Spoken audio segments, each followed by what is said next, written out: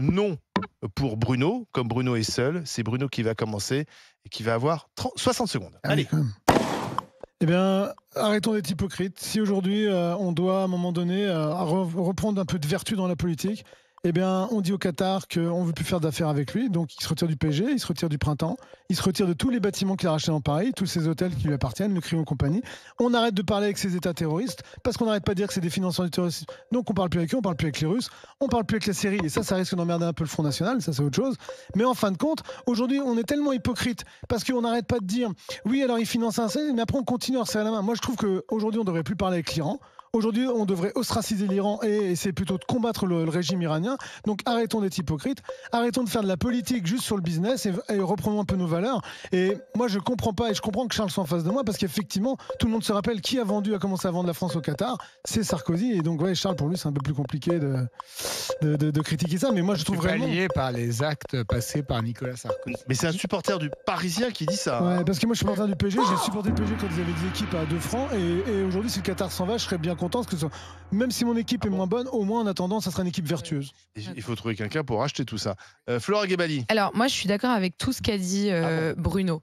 Ceci dit, je suis pour le non parce qu'il y a des otages aujourd'hui à Gaza, dont des Français, et qu'on sait que le Qatar a pris une position de médiateur, c'est pas la première fois, et que toute cette stratégie de conquête de l'Occident a aussi pour eux cette ambition de devenir un peu un médiateur, et ils ont réussi, leur stratégie a réussi. Donc maintenant c'est affreux, mais c'est comme ça, et donc aujourd'hui la priorité c'est de libérer les otages, et donc je suis désolée, ça s'appelle de la réelle politique. Mais pour moi, qui sauve une vie sauve l'humanité. Donc, il faut faire de la diplomatie en 2 temps. Première étape, réelle politique. On parle avec le Qatar, et c'est ce qu'est en train de faire Emmanuel Macron, et c'est ce qu'a fait Joe Biden pour sauver nos otages. Étape 2, on arrête l'ère Nicolas Sarkozy. On rompt définitivement avec cette ère de corruption, parce que ce que Nicolas Sarkozy appelle des conférences, moi j'appelle ça de la corruption. Quand on va, parce qu'on a été président de la République, atterrir, faire une conférence, prendre 200 000 € et repartir quelques heures après. On a mis le mot conférence dessus, mais en fait, ça s'appelle juste se faire payer par le Qatar. Et ça... non mais personne. Alors moi je connais plein de gens qui font des conférences. Personne ne prend 200 000 € pour ça. Et on a un ancien président qui s'appelle François Hollande qui s'est engagé politiquement à ce que ces conférences soient gratuites, parce que ça l'intéresse pas de se faire payer et de risquer le conflit d'intérêts. Bref. Tout ça pour dire qu'il faut une diplomatie en 2 temps. Premier temps, on fait de la réelle politique. On a besoin du Qatar et la priorité absolue, c'est nos otages. Deuxième étape, effectivement, je suis d'accord avec Bruno, on arrête petit à petit de se faire corrompre. Charles Consigny. J'aurais été attaqué directement par Bruno Poncet. Non, mais j'aurais pu être dans l'équipe de Bruno. Ah bon. Je suis prêt à trahir Flora là ce matin. Ah bon. Je n'ai pas de religion. Parce que je lui ai dit qu'il était de gauche, ça. Établie sur cette histoire. Je considère en effet, je suis pas forcément favorable à toutes les largesses qui sont accordées au Qatar en France. Je pense qu'on pourrait, par exemple, remettre en cause la convention fiscale. C'est ce qu'a proposé d'ailleurs Ciotti, comme quoi toute la droite n'est pas liée par ce qu'a fait Sarko. On peut remettre en cause cette convention qui permet au Qatar de faire des investissements défiscalisés en France. Je suis pas sûr que, par exemple, à l'hôtel de la Marine à Paris, on expose une collection qui est la collection Altani. Donc on a une espèce de bon. Est-ce que tout ça est très opportun? Je ne sais pas. En même temps, on est content de trouver de l'argent pour investir. Alors voilà, c'est ce que j'allais dire, c'est que la France doit attirer des investisseurs étrangers. Exactement. La France doit rester un pays attractif. Oui. Il y a des complexités locales qui ne doivent pas être le prétexte à la lâcheté et à la corruption, à l'aveuglement, disons. C'est pas parce qu'on dit que la situation est complexe qu'on doit, par exemple, tolérer, au nom de cette complexité, que le Qatar ou l'Arabie Saoudite financent des groupuscules terroristes.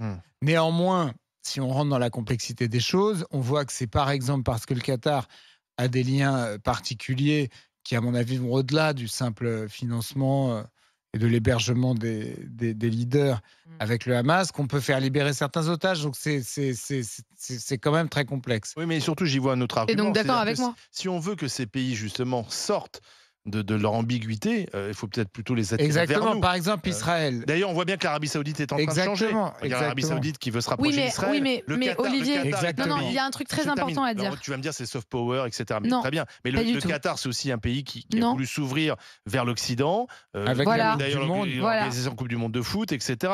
Donc c'est peut-être aussi comme ça que ces pays-là changent. Mais Alors, tout à fait. alors, il y a une grosse différence entre l'Arabie Saoudite et le Qatar qu'il faut souligner, c'est que la volonté de rayonnement diplomatique est pas du tout la même. Et l'Arabie Saoudite a une volonté de rayonner, d'influencer plutôt les pays du Sud, plutôt les pays arabes. C'était avant. Le Avant, Qatar, c'était avant, Qatar a vraiment envie de se positionner sur la scène occidentale. Et quand on voit son rôle de médiateur dans ce conflit, et d'ailleurs dans d'autres conflits ces dernières années, ils ont réussi. Donc en fait, ce qu'ils ont toute leur politique occidentale de se prendre Oui, un siège mais comme parmi les pays Comme le occidentaux font les Américains a fonctionné. avec le Et donc divertissement. c'est En pas fait, du tout pareil. oui. C'est pas du tout pareil que l'Arabie Saoudite. oui, C'est mais pas du tout d'accord, la mais même volonté diplomatique. Bah si, c'est ce qu'ils font Non, mais maintenant. le mais c'est Qatar qu'ils a viennent de voulu- changer de politique. avec son argent effectivement rayonné, c'est un petit pays le Qatar. Et Oui, il oui. sait qu'à un moment donné, les énergies fossiles, il faudra passer à autre chose. Donc ils essaient de trouver d'autres Bah oui, autre moyens chose. d'investissement. Mais je suis désolé, mais quand les Américains nous envahissent avec leurs films, leurs séries, etc., c'est de l'influence. C'est aussi pour Oui, imposer mais la aussi un différence, mode de cher- culture oui, mais américain. Olivier, C'est la même chose. La seule différence étant Et on l'accepte. que les Oui, mais États-Unis sont un financent pas le État Hamas. de droit Oui. dans lequel les libertés des citoyens sont respectées. Sauf si t'es noir. C'est un peu plus compliqué quand t'es noir aux États-Unis quand même. Hein. Non, c'est Bah, faux. bah, Comme un président qui l'a été. Et je suis désolé. non, mais Faut si, donner Charles, des quand même. exemples. Mais il y a Queen mais, Bee non, aussi. mais en droit, ils sont à égalité. Oui, mais Après, sauf il peut y que avoir Charles, des tu le sais bien, discriminations, c'est etc. pas si mais- Comme en simple que ça non France. plus dans ce pays. Oui. En vrai. Ouais, enfin, C'est on compliqué. compare pas quand même la Oui, liberté au Qatar et aux oui. États-Unis. Donc voilà, Ouais, je vois. exactement. Jamais été au Qatar, Exactement. moi. exactement. Moi non plus. Et donc, il ne faut pas être dupe aussi boycotté le d'un mondial. soft power qui permet aussi de faire accepter des autocraties. Mais voilà. Moi, En mettant le championnat de France de foot, il peut dire merci au Qatar. Parce que grâce au Qatar, on a les meilleurs joueurs du monde, ou quelques-uns des meilleurs joueurs du monde qui évoluent dans ce championnat qui n'est pas réputé pour être d'un très haut niveau. Ça fait remplir les stades, pas seulement du Parc des Princes, mais de tous les stades. Parce que quand vous êtes Lorientais et quand Mbappé vient jouer, quand il y avait Messi, bah, vous allez au match pour voir Ouais, mais- votre équipe, mais aussi pour voir Mbappé. Donc en fait, on est content que cet argent est finalement ruisselé sur tout le non, mais sur tout le foot français. Ouais, mais moi C'est je suis une quand même vérité. surpris. Moi je suis réellement surpris. Ruisselle. Parce que quand la Ruisselé. guerre en Ouais. Ukraine a commencé, les Anglais ont fait sortir le président de Chelsea, qui est un des très grands clubs anglais, Ouais, parce qu'il est. j'allais dire. Alors, il C'est vrai. est copain avec Poutine en étant plus ou moins d'origine ukrainienne. Enfin, tu vois, c'était un peu ambivalent. Ils l'ont fait sortir, ils ont fait vendre le club à l'urgence, et le club est en train d'exploser. En plus, ils font que de la merde depuis qu'il a été vendu.